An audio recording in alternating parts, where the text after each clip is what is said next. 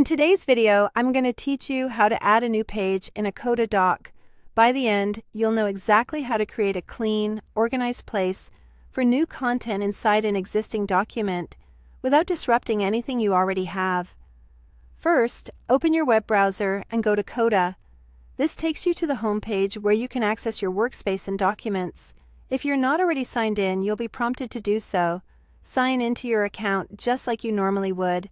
Once you're in, you'll see your recent docs or your workspace view. This ensures you're working in the right place and that any changes you make will be saved to the correct account. Next, open the Coda doc where you want to add a page. Think of the doc as your main container and pages as sections inside it. Choose the document that needs a new section, maybe a project hub, a team wiki, or a personal planner.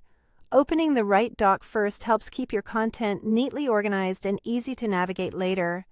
Now, look to the left side of the screen. In the document's left sidebar, you'll see a list of existing pages. This is your document's table of contents. Find and click the New Page button.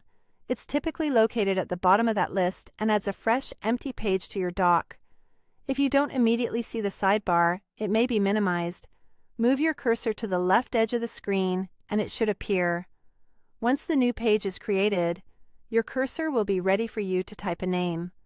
Enter a clear, descriptive title that reflects what will live on this page, something like Project Roadmap, Meeting Notes, or Design Drafts. A good name makes it easier for you and your collaborators to find what you need quickly. After you've typed the name, press Enter to create the page. That's the moment your page becomes part of the document's structure. You'll see it listed in the left sidebar, right alongside your other pages, and the main canvas will be ready for you to add text, tables, or whatever content comes next. Coda autosaves your changes, so there's nothing else you need to do to keep it safe. That's it. Quick, clean, and organized.